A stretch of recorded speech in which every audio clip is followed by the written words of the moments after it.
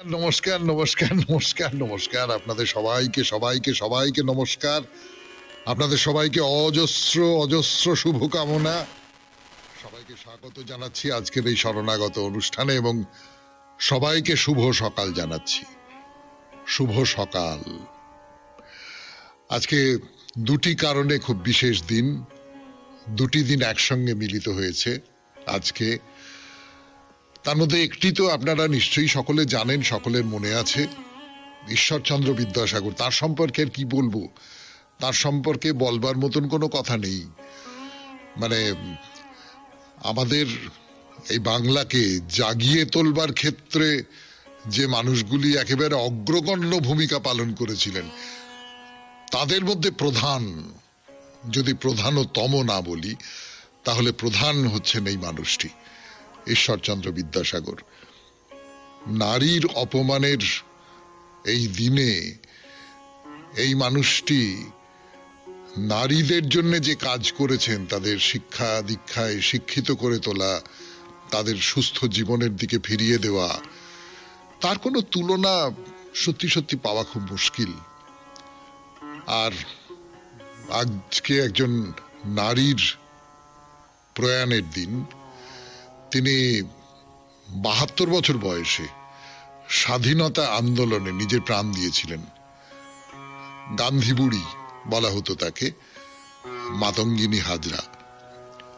ঈশ্বরচন্দ্র বিদ্যাসাগরের জন্মদিন 1820 খ্রিস্টাব্দের 26শে সেপ্টেম্বর, কিন্তু আজকে বাংলা তারিখ অনুযায়ী আজ 12ই আশ্বিন, বাংলা তারিখ মতে ঈশ্বরচন্দ্র বিদ্যাসাগরের জন্মদিন। আর মাতঙ্গিনী হাজরা আজকের ইংরেজি তারিখেই প্রয়াত হয়েছিলেন পুলিশের গুলিতে 29শে সেপ্টেম্বর 1942 খ্রিস্টাব্দ।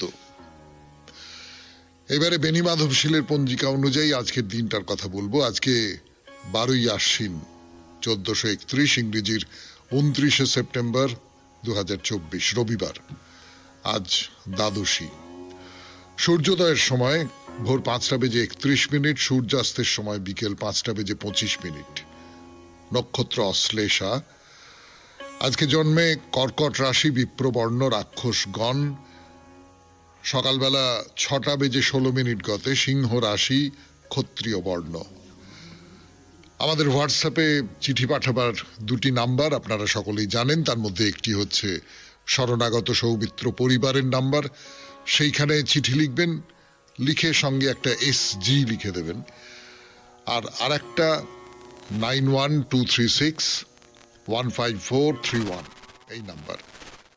আপাতত এই নাম্বার, হোয়াটসঅ্যাপের যে নাম্বারটা আমাদের ছিল, সেই নাম্বারটা কোনো কারণে খারাপ হয়ে গেছে, সেই খারাপটা কিন্তু সেটা ভালো হয়ে গেলেই আমরা আবার পুরনো নাম্বারে ফিরে যাব। এবার তাহলে আজকের অনুষ্ঠান সম্পর্কে বলি। আজকে তো রবিবার। রবিবারের অনুষ্ঠান কি আপনারা সকলে জানেন। অনুষ্ঠান পরিচিতির দরকার নেই। আমরা যে জায়গায় এসে থেমেছিলাম সেটা হচ্ছে রূপ আর সনাতন, এই দুজনের কথা। চৈতন্যদেব তাদের ভেতরে আলো জ্বালিয়ে দিয়েছেন এবং তারা যে কোনোভাবে হোক হুসেন শাহর যে রাজকর্ম, রাজার কর্মচারী, তারা খুব উচ্চপদস্থ রাজকর্মচারী, সেখান থেকে বেরিয়ে আসবার চেষ্টা করছেন। এই পর্যন্ত বলেছিলাম আপনাদের। এরপর থেকে কথা শুরু করব এই 92.7 বিগ FM এ শরণাগত অনুষ্ঠানে, গানের পর। পরের চাকরি করব না, পরের গোলামি করব না, যা হয়েছে যথেষ্ট হয়েছে, এইবারে আমরা মহাপ্রভুর শরণ নেব, এইরকম একটা ভেবেছেন। তো কি করবেন সেটা আপনারা বুঝতে পারেন যে সরকারি কাজ, উচ্চপদস্থ একজন সরকারি রাজকর্মচারী, তার পক্ষে কাজ ছেড়ে দেওয়া, পট করে আমি আর চাকরি করব না, এটা বলাটা খুব কঠিন। অনেকগুলো ব্যাপারে তার উপর হোসেন শাহ নির্ভর করেন, তাদের উপর। সেখান থেকে হঠাৎ করে সরে গেলে মুশকিল, খুবই মুশকিল। নবাব ছাড়তে চাইবেন না।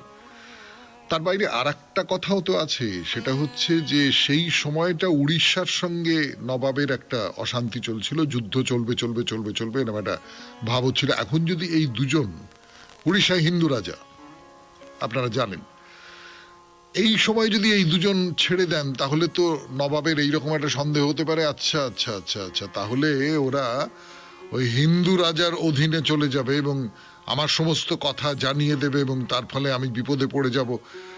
না না না না না, এটা তো কিছুতেই মেনে নেওয়া যেতে পারে না। তার ফলে ওদের আমি গ্রেপ্তার করতে পারি, নানান রকম করতে পারি, অর্থাৎ ওই রকম করে রাজকর্ম ছেড়ে দেওয়াটা খুব কঠিন। তবু তবু ভেতরে যখন একটা প্রবল ঢেউ এসেছে, উতরল হয়ে উঠেছে হৃদয়ে, কোনো কিছুই অনিচ্ছায় করতে ইচ্ছে করছে না তাদের। তার ফলে তারা ঠিক করলেন যে না, যা হয় হবে, আমরা বেরিয়ে পড়ি, আমার মহাপ্রভুর শরণ নেব আমরা। তো শ্রীরূপ তার যে ধন সম্পদ ছিল তার থেকে 10,000 টাকা, 10,000 টাকা, ভেবে দেখুন তখনকার দিনে 10,000 টাকা একজন মুদি আর কি তার কাছে গচ্ছিত রাখলেন। হ্যাঁ, ভবিষ্যতে যদি সনাতনের দরকার হয় সেই বিবেচনা করে। আর তিনি নিজেও তো একেবারে নিঃসম্বল হয়ে দেশ ছাড়ছেন। শ্রীরূপের কাছে খবর আছে মহাপ্রভু বাংলা ভ্রমণ শেষ করে নীলাচল চলে গেছেন এবং বৃন্দাবন যাবার প্রস্তুতি নিচ্ছেন। কোন সময়ে তিনি বৃন্দাবন যাবেন সে খবর তার কাছে ছিল না। তো তিনি তার খুব বিশ্বস্ত দুজন, তাদের বললেন যে তোমরা বৃন্দাবনে যাও, বৃন্দাবনে যাও, গিয়ে মহাপ্রভু কোন সময় কবে বৃন্দাবনে যাচ্ছেন সেই খবরটা জেনে আমাকে এসে বলো। মহাপ্রভু যখন বৃন্দাবনে, তখন আমি তার সঙ্গে মিলিত হতে চাই। বৃন্দাবন চন্দ্র, সেই বৃন্দাবন চন্দ্রের যিনি প্রতিনিধি, সেই বৃন্দাবন চন্দ্রের যিনি আধুনিক কালের রূপ, তাকে আমি বৃন্দাবনেই দেখতে চাই। এটা হলো রূপের সনাতন। নবাবের প্রধানমন্ত্রী, তার পক্ষে রাজকার্য ছাড়াও তো খুব কঠিন। নানান রকম করে বলছেন যে কি করে সে মতলব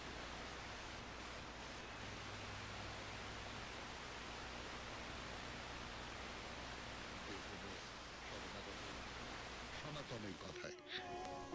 আমি আছি আপনার সৌমিত্র বসু।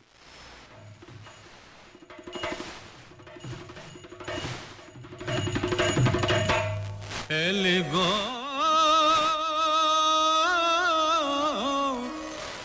এলে গো কৈলাসেশ্বরী।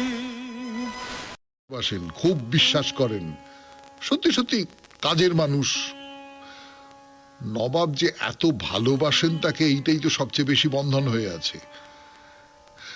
যদি নবাব আমার উপর রেগে গিয়ে আমাকে বলতেন যাও তোমার চাকরি রইল না, তাহলে সেটাই তো ভালো হতো।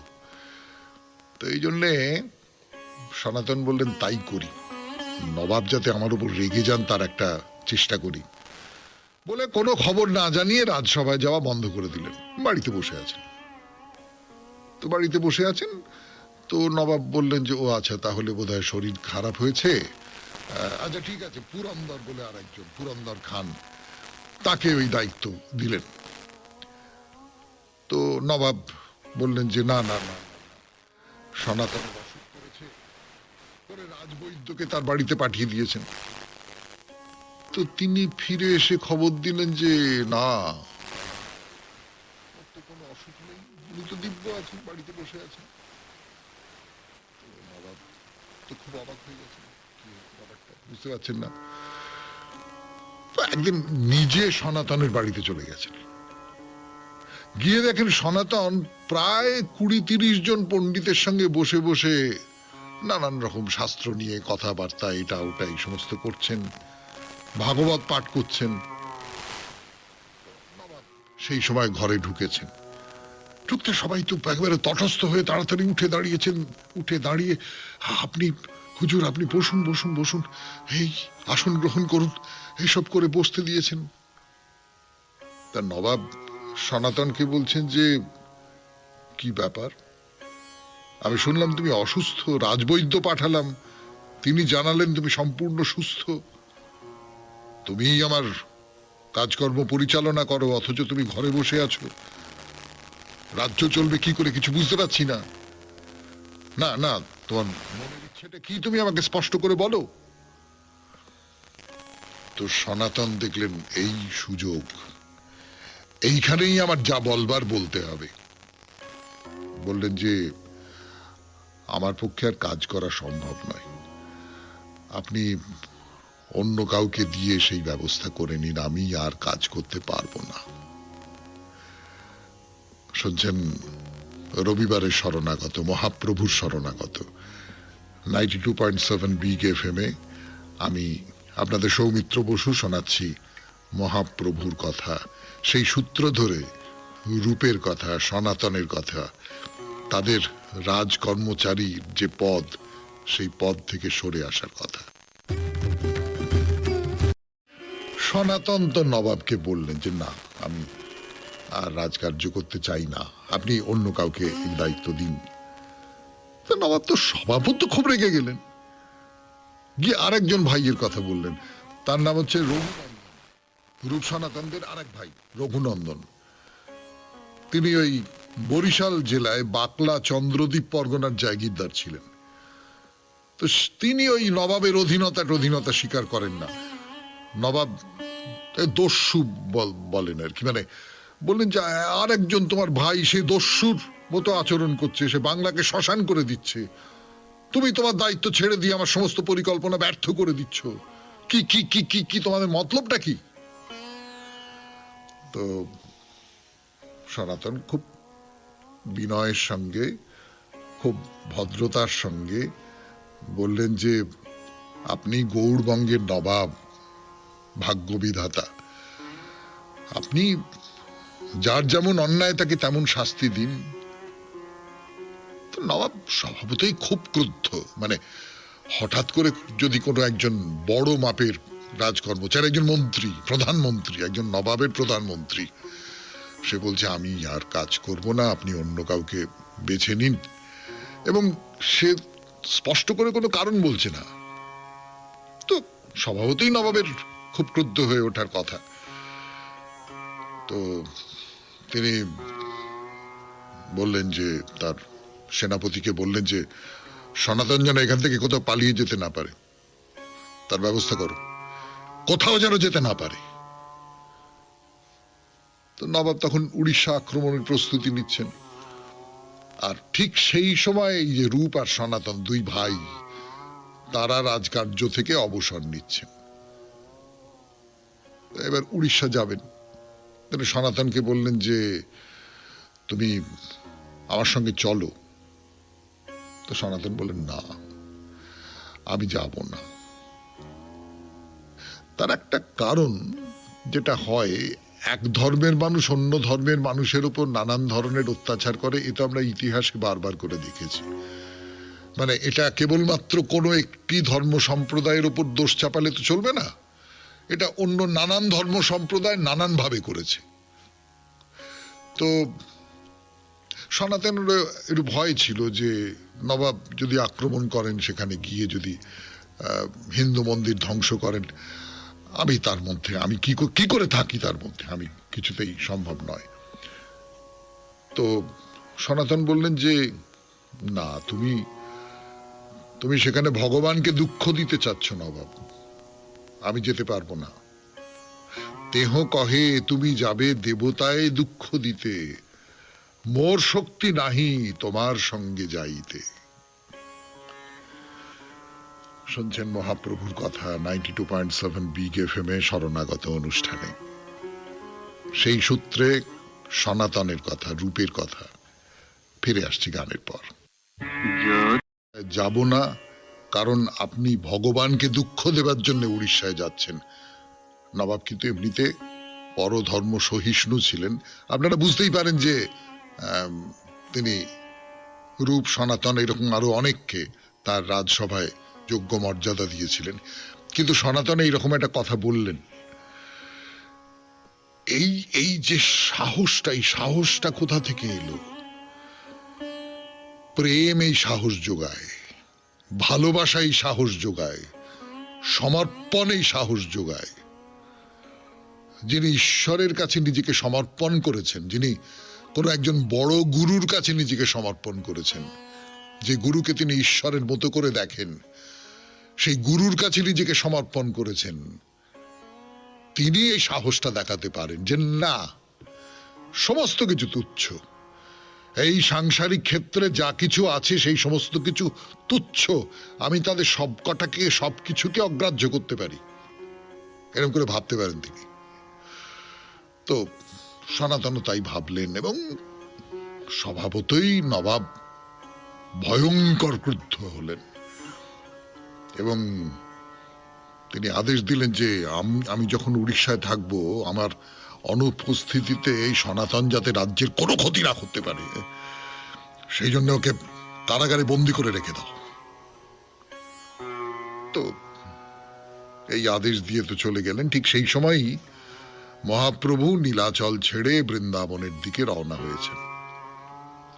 ওই শ্রীরূপ দুজনকে পাঠিয়েছিলেন খবর সংগ্রহ করবার জন্য, সে তো আপনাদের বলেছি। তো তারা এসে খবর দিলেন যে মহাপ্রভু যাত্রা করেছেন, বনের পথ ধরে বৃন্দাবনের দিকে যাচ্ছেন। তো শ্রীরূপ আর একদম দেরি করলেন না, সনাতনকে একটা চিঠি লিখলেন যে চৈতন্যদেব বৃন্দাবনের উদ্দেশ্যে রওনা দিয়েছেন, আমি অনুপমকে সঙ্গে নিয়ে তার সঙ্গে মিলিত হতে বৃন্দাবন চলে যাচ্ছি, তুমি যেমন ভাবে পারো সেখানে চলে এসো। মুদির কাছে 10,000 টাকা গচ্ছিত আছে, দরকার মতো সেই টাকা তুমি খরচ করতে পারো, খরচ করে তুমি জেলখানা থেকে বেরিয়ে বৃন্দাবন চলে যাও। এই খবরটা পাঠিয়ে দিয়ে শ্রীরূপ ভাইকে নিয়ে পায়ে হেঁটে গঙ্গা তীর ধরে কাশীর দিকে যাচ্ছেন। কাশীপুর ঘুরে বৃন্দাবন যাবার জন্য প্রয়াগে এসেছেন। মহাপ্রভু তখন প্রয়াগে। তা তিনি তো শুনেছেন যে শ্রীরূপ এসেছে, বাহ বাহ, খুব ভালো, খুব ভালো, খুব ভালো। তো মহাপ্রভু একদিন ভক্তদের সঙ্গে বিন্দু মাধব দর্শন করবার জন্য গেছেন। ভক্তরা তো তাকে পেয়ে একেবারে প্রেমে আপ্লুত হয়ে আছেন, নৃত্য হচ্ছে, কীর্তন হচ্ছে, চোখ দিয়ে জল পড়ছে সবাইকার। তো বিন্দু মাধব দর্শন করে মহাপ্রভুর মনের মধ্যে একটা আবেগ জেগেছে, তার ভেতরে একটা প্রেমাবেশ তৈরি হয়েছে, দিব্য ভাব প্রকাশ পেয়েছে। আর ভক্তরা সকলে এই আশ্চর্য দৃশ্য, আশ্চর্য লীলা। তো বিগ্রহ দর্শন করে তারা সবাই মিলে ফিরে আসছেন। ওই এক ব্রাহ্মণের কথা বলেছিলাম আপনাদের, নিশ্চয়ই মনে আছে। মহাপ্রভু সেই সঙ্গমের কাছেই, সেই দক্ষিণ ভারতের ব্রাহ্মণ, তার ঘরেই আছেন। তো শ্রীরূপ আর অনুপম তারাও সেই খবর শুনেছেন, তারা দুই ভাই মহাপ্রভুর দর্শনে এসেছেন এবং একেবারে ওই দাঁতে তৃণ ধারণ করে, অর্থাৎ একেবারে তৃণাদপি আমরা, সেটা ধারণ করে দূর থেকে মহাপ্রভুকে সাষ্টাঙ্গে প্রণাম করলেন। শুনছেন 92.7 বিগ এফএম এ শরণাগত, রবিবারের শরণাগত। শ্রীরূপ আর মহাপ্রভুর দর্শন প্রয়াগে। ফিরে আসছি গানের পর। রবিবারের শরণাগত শুনছেন, মহাপ্রভুর শরণাগত 92.7 বিগ এফএম এ। আমি আছি আপনাদের সঙ্গে, আপনাদের সৌমিত্র বসু। তো শ্রীরূপ আর অনুপম আরেক ভাই, তারা দুজনে একেবারে সাষ্টাঙ্গে, মানে মাটিতে সম্পূর্ণ শুয়ে পড়ে প্রণাম করলেন, স্তুতি করছেন, বন্দনা করছেন, প্রণাম করছেন। তো মহাপ্রভু তাড়াতাড়ি তাদের পাশে গিয়ে দাঁড়ালেন, বললেন, রূপ ওঠো, ওঠো, ওঠো, ওঠো, ওঠো, ওঠো, এসো, এসো, আমার কাছে এসো, আমার কাছে এসো। কৃষ্ণের করুণার অন্ত নেই, তিনি তোমাদের বিষয় কূপ থেকে উদ্ধার করেছেন। তো রূপ আর অনুপম আস্তে আস্তে আস্তে আস্তে তার কাছে এগিয়ে এসেছেন। মহাপ্রভু এবারে শক্ত করে আলিঙ্গনে তাদের দুজনকে বাঁধলেন। তো মহাপ্রভুকে স্পর্শ করছেন তারা, তাদের শরীরে মহাপ্রভুর শরীর লেগে যাচ্ছে। তারা বলছেন, হে মহাবদান্য, হে কৃষ্ণ প্রেমদাতা, কৃষ্ণ স্বরূপ, হে গৌরাঙ্গ রূপধারী প্রেমময় প্রভু, তোমাকে বারবার প্রণাম করি, বারবার প্রণাম করি, বারবার প্রণাম করি। হে অপার করুণাময় পুরুষ, এই এই যে অজ্ঞান একটা পৃথিবী, উন্মত্ত একটা জগৎ, সেখানে প্রেম ও করুণার সুধা বর্ষণ করে তুমি সবাইকে মুক্ত করেছো, সবাই আজ উদ্বেলিত। আমরা তোমার শরণাগত হলাম, আমরা তোমার শরণাগত হলাম, আমরা তোমার শরণাগত হলাম। আর মহাপ্রভু খুব স্মিত হাস্য, তাদের দুটো হাত ধরে নিজের পাশে বসিয়ে বলছেন, কিরকম আছো, অন্য সবাই কিরকম আছে, সনাতন কিরকম আছে? তো শ্রীরূপ বললেন, সনাতন ভালো নেই প্রভু। কি হয়েছে? না, হোসেন সাহেব ওই সনাতন মন্ত্রিত্ব ছেড়ে দেবেন বলেছেন বলে হোসেন শাহ খুব ক্রুদ্ধ হয়ে তাকে জেলখানায় বন্দি করে রেখেছেন, করে উড়িষ্যা আক্রমণে চলে গেছেন। তুমি তাকে কৃপা করো, তুমি তার বন্ধন মোচন করে দাও। তো মহাপ্রভু একটু চুপ করে থাকলেন, তারপরে বললেন যে, রূপ, সনাতন মুক্ত হয়েছে, সে আসছে, এই অবিলম্বে তার সঙ্গে তোমার সাক্ষাৎ হবে। আশ্চর্য কথা, সনাতন মুক্ত হয়েছে, সে আসছে, মহাপ্রভু জানলেন কি করে? আমরা জানি না। হচ্ছে দুপুরবেলা হয়ে গেছে, সেই ব্রাহ্মণ যার কাছে মহাপ্রভু আছেন তিনি মহাপ্রভুকে আহ্বান করলেন যে আপনি সেবা করুন, এবং বলভদ্র আছেন মহাপ্রভুর সঙ্গে, শ্রীরূপ তো আছেন, অনুপম আছেন, তাদের নেমন্তন্ন করলেন। তো দুই ভাই সেদিনের মতো সেখানে থাকলেন। পরের দিনই গঙ্গা যমুনার সঙ্গমের তীরে তাদেরই কাছে একটা বাসা নিয়ে চলে এলেন। রবিবারের শরণাগত শুনছেন 92.7 বিগ FM এ। আমি আছি আপনাদের সঙ্গে, আপনাদের সৌমিত্র বসু। ফিরে আসছি গানের পর। রবিবারের শরণাগত শুনছেন, মহাপ্রভুর শরণাগত 92.7 বিগ FM এ। আমি আছি আপনাদের সঙ্গে, আপনাদের সৌমিত্র বসু। তো শ্রীরূপ আর অনুপম আরেক ভাই, তারা দুজনে একেবারে সাষ্টাঙ্গে, মানে মাটিতে সম্পূর্ণ শুয়ে পড়ে প্রণাম করলেন, স্তুতি করছেন, বন্দনা করছেন, প্রণাম করছেন। তো মহাপ্রভু তাড়াতাড়ি তাদের পাশে গিয়ে দাঁড়ালেন, বললেন, রূপ ওঠো ওঠো ওঠো ওঠো ওঠো ওঠো, এসো এসো, আমার কাছে এসো, আমার কাছে এসো। কৃষ্ণের করুণার অন্ত নেই, তিনি তোমাদের বিষয় কূপ থেকে উদ্ধার করেছেন। তো রূপ আর অনুপম আস্তে আস্তে আস্তে আস্তে তার কাছে এগিয়ে এসেছেন। মহাপ্রভু এবারে শক্ত করে আলিঙ্গনে তাদের দুজনকে বাঁধলেন। তো মহাপ্রভুকে স্পর্শ করছেন তারা, তাদের শরীরে মহাপ্রভুর শরীর লেগে যাচ্ছে।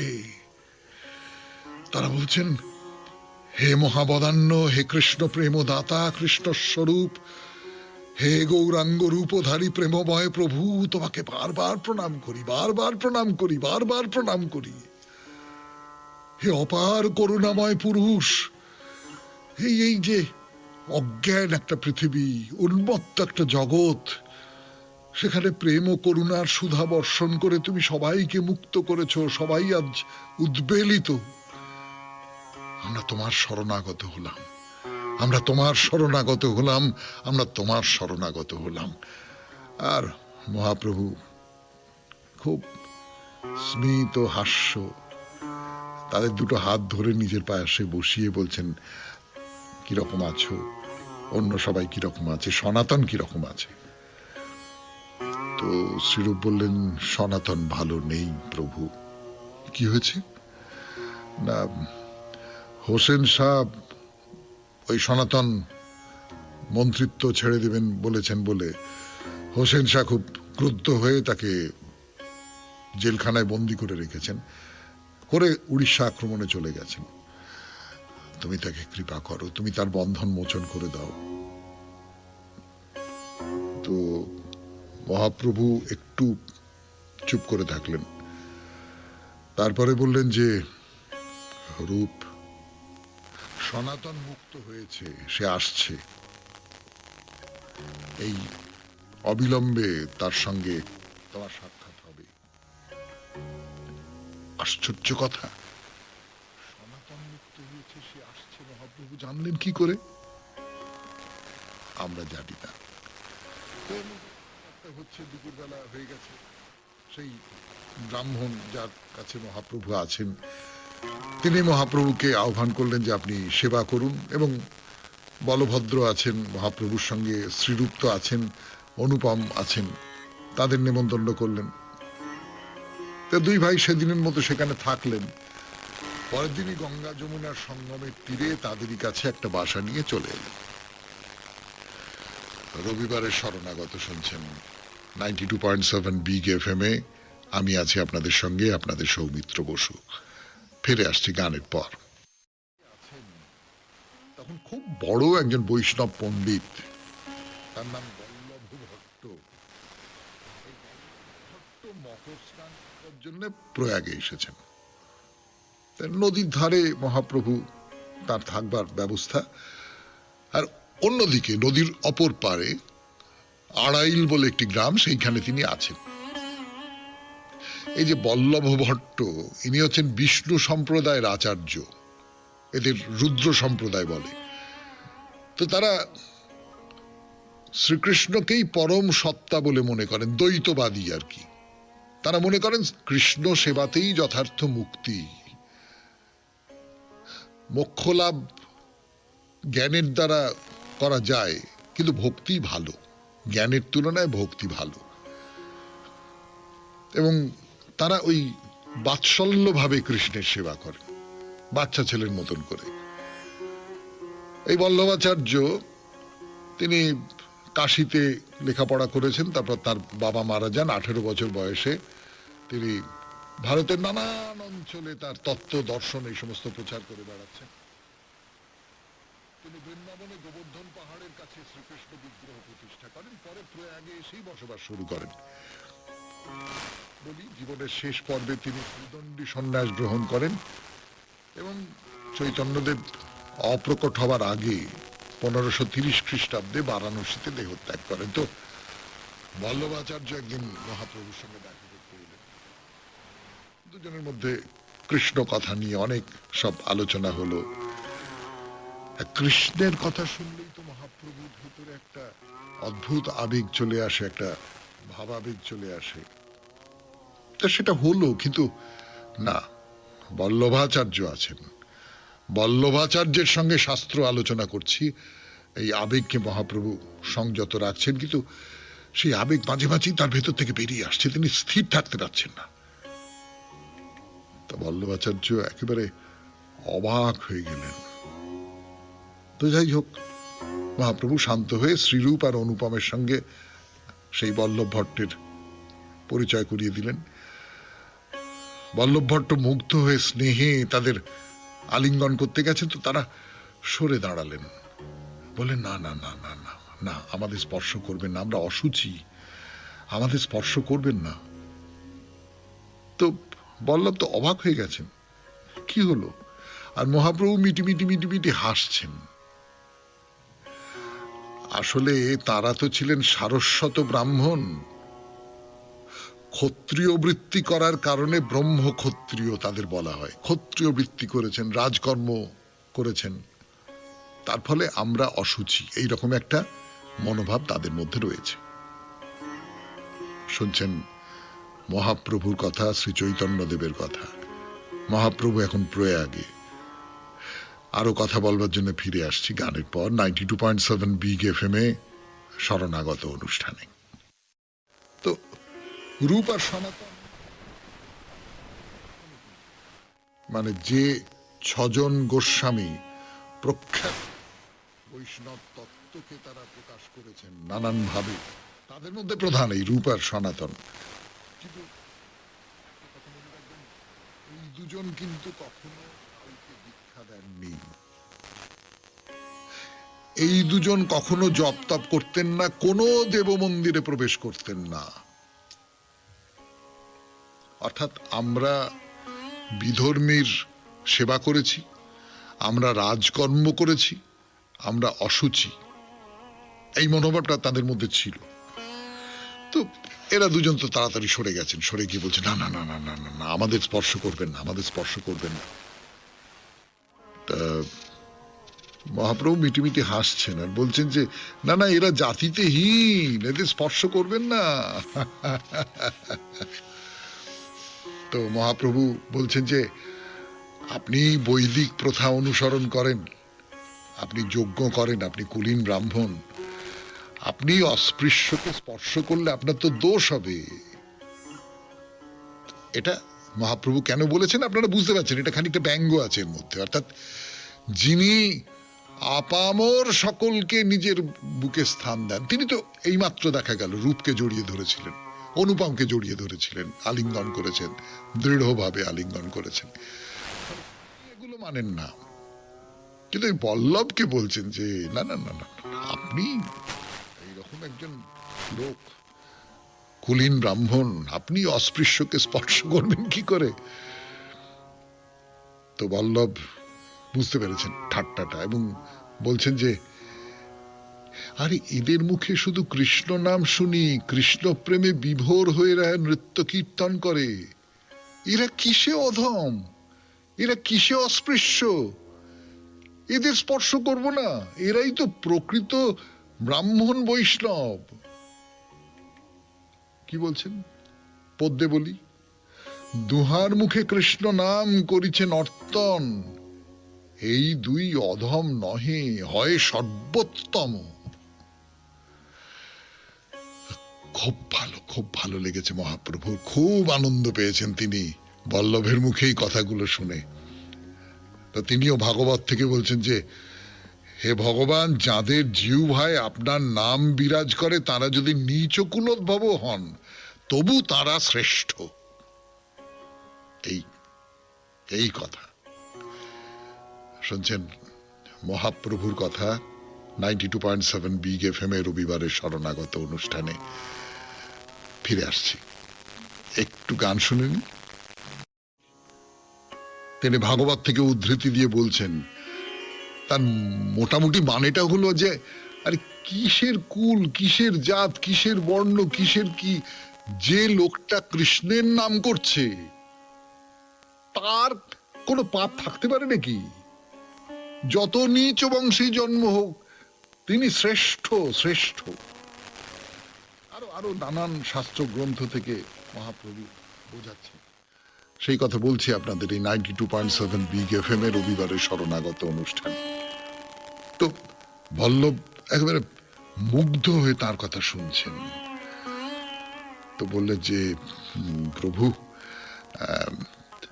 আপনারা সবাই মিলে যদি আজকে আমার গৃহে একটু সেবা করেন বা ভিক্ষা দেওয়া আর কি, এইরকম করেই তো বৈষ্ণবরা বলেন যে আমার গৃহে যদি আপনারা ভিক্ষা নিতে আসেন তাহলে আমার খুব ভালো লাগবে, খুব কৃতজ্ঞ হব। তা মহাপ্রভু বললেন বেশ তো, বেশ তো, বেশ তো, চলো আজকে তোমার গৃহেই ভিক্ষা নেব। করে মহাপ্রভু বল্লভাচার্যের ঘরে যাচ্ছেন। বল্লভাচার্য তো নদীর অন্যদিকে থাকেন, যমুনা পার হয়ে যেতে হবে।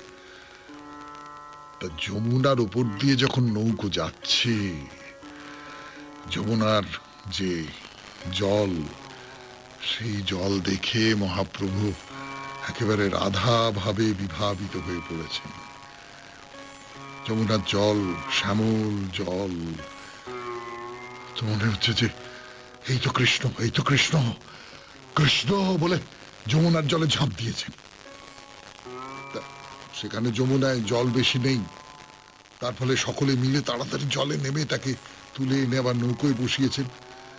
তো ভাব একেবারে আচ্ছন্ন করে ফেলেছে তাকে, সমুদ্রের ঢেউয়ের মতো ভাব তাকে নিয়ে ভাসিয়ে নিয়ে চলে যাচ্ছে। তিনি নৌকোর ওপরে উদ্দণ্ড নৃত্য করছেন। সঙ্গীদের ভয় করছে কোন রকম ভাবে যদি নৌকো ডুবে যায়, নৌকোর উপরে যদি কেউ নাচেন, উদ্দণ্ড নৃত্য, নৌকো ডুবে যেতে পারে। তো কোনো মতে মহাপ্রভুকে নিয়ে ওই আড়াইলের ঘাট, যেখানে বল্লভ থাকেন, সেইখানে নিয়ে যাওয়া হলো। তো বল্লভ একেবারে নিজে মহাপ্রভুর পাশে পাশে থেকে, মানে কোনো বিপদ না ঘটে এইরকম করে তার পাশে থেকে গৃহে নিয়ে এলেন। পা ধোয়ার জল পা ধুইয়ে দিলেন, বসবার জন্য যে সুন্দর আসন সেইখানে বসালেন। নতুন একটি কৌপিন আছে, বহির্বাস আছে, সেগুলো পরানো হলো। গন্ধ পুষ্প দীপমালা দিয়ে মহাপ্রভুকে বরণ করা হলো। এবার বলভদ্র গিয়ে রান্না চড়িয়েছেন, শ্রীরূপ অনুপমকে নিয়ে মহাপ্রভুকে ভিক্ষা দেবেন। তা বলভদ্র রান্না করে দিলেন, সেই ভিক্ষা দেওয়া হলো, মুখশুদ্ধি দেওয়া হলো, তারপর শয়ান দেওয়া হলো। মহাপ্রভু শুয়ে আছেন, বল্লভ তার পদসেবা করছেন। তো মহাপ্রভু যখন বিশ্রাম নিচ্ছেন সেই সময় এক মৈথিলী ব্রাহ্মণ পণ্ডিত ত্রিহুত থেকে এসেছেন। তার নাম হচ্ছে রঘুপতি উপাধ্যায়। তিনি এসে বললেন যে আমি মহাপ্রভুর দর্শন পেতে চাই, আমি তার সঙ্গে একটু কথা বলতে চাই, যদি অনুমতি করেন। খুব কৃষ্ণ ভক্ত মানুষ। এবং এই যে ত্রিহুত, এটা হচ্ছে ওই বিহারের দ্বারভাঙা, মুজফ্ফরপুর ইত্যাদি অঞ্চল আর কি। তখন ছিল বিদেহ রাজ্য, এবং সেটা সংস্কৃতের একেবারে পীঠস্থান বলা হতো। তো সেখান থেকে এসেছেন, নবীন সন্ন্যাসী, কম বয়স। তো তিনি বললেন নমো নারায়ণায় বলে অভিবাদন করলেন। মহাপ্রভু কিন্তু তাকে বুঝতে পারলেন যে কৃষ্ণ ভক্ত মানুষ। তাকে বললেন কৃষ্ণে মতিরস্তু, কৃষ্ণে মতি থাকুক। 92.7 বিগ FM এ শরণাগত অনুষ্ঠানে মহাপ্রভুর কথা। আরো সামান্য কিছু কথা বলবো আজকে গানের পর। তাড়াতাড়ি করো। প্রভু আশীর্বাদ করছেন যে কৃষ্ণে তোমার মতি থাকুক। যাকে বলছেন সেই যে ব্রাহ্মণ ত্রিহুত থেকে এসেছেন, তিনি খুব খুশি। সত্যি সত্যি রঘুপতি উপাধ্যায় তার নাম। তিনি খুব খুশি, খুব ভালো। তো উপাধ্যায় নিজে একজন কবিও বটে। তিনি নিজের লেখা কিছু কৃষ্ণ বিষয়ক শ্লোক পড়ে শোনালেন। তার প্রথম শ্লোকে শুরু হচ্ছে, সংসার জ্বালায় দগ্ধ হয়ে কেউ শ্রুতি বা স্মৃতি বা মহাভারতের উপদেশ মতো ধর্ম অনুষ্ঠান করলেও আমি কিন্তু কেবল নন্দরাজার চরণ বন্দনা করি, যার গৃহ অঙ্গনে শ্রীকৃষ্ণ খেলা করেছেন।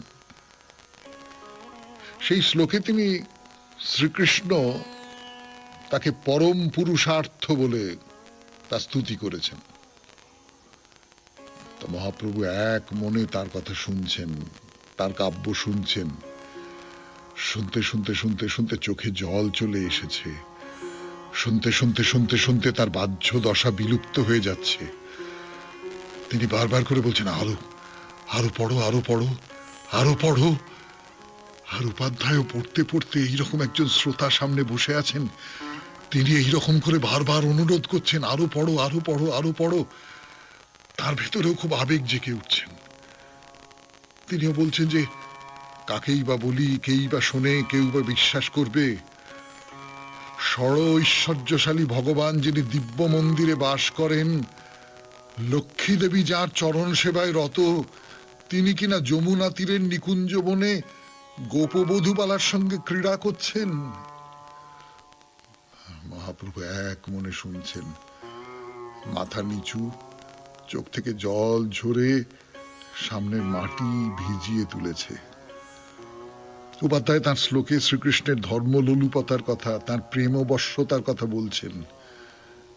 মহাপ্রভু প্রেমে আপ্লুত হয়ে উপাধ্যায়ের হাত দুটো জড়িয়ে ধরে বলছেন, কৃষ্ণ লীলা পড়ো, কৃষ্ণ লীলা পড়ো, কৃষ্ণ লীলা পড়ো। উপাধ্যায় কৃষ্ণ লীলা পাঠ করছেন। মহাপ্রভু মনে হচ্ছে যে আমার আমার আমার কৃষ্ণের রসমী মাধুরী আস্বাদন করতে করতে আমি আমি আমি নিস্তেজ হয়ে পড়ছেন, নিথর নিস্পন্দ হয়ে, যেন বৃন্দাবন ছেড়ে এসেছেন। মনের অবস্থা ওই বিরহ বিধুরা রাধারানীর মতন হয়ে আছে তার ভেতরে। উপাধ্যায়ের কাছে কৃষ্ণ কথা শুনছেন। তো উপাধ্যায় তার মনে হচ্ছে, ইনি কে, ইনি কে, ইনি কি কৃষ্ণ? মানব দেহ ধারণ করে ইনি কি কৃষ্ণ আমার সামনে?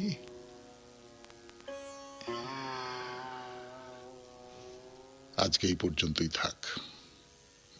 92.7 বিগ FM এ শরণাগত অনুষ্ঠানে শুনলেন শ্রী চৈতন্যদেবের কথা।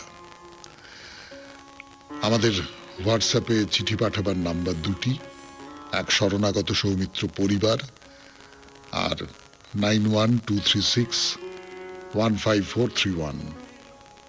চিঠির আগে অতি অবশ্যই SG লিখবেন। তাহলে আজকের মতো শরণাগত এখানেই শেষ। সবাই খুব ভালো থাকবেন, আনন্দে থাকবেন।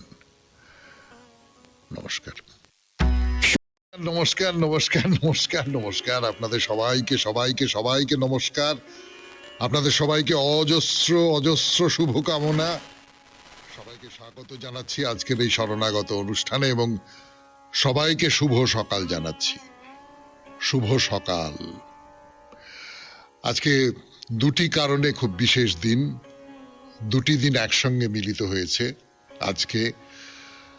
তার মধ্যে একটি তো আপনারা নিশ্চয়ই সকলে জানেন, সকলের মনে আছে, ঈশ্বরচন্দ্র বিদ্যাসাগর। তার সম্পর্কে আর কি বলবো, তার সম্পর্কে বলবার মতন কোনো কথা নেই।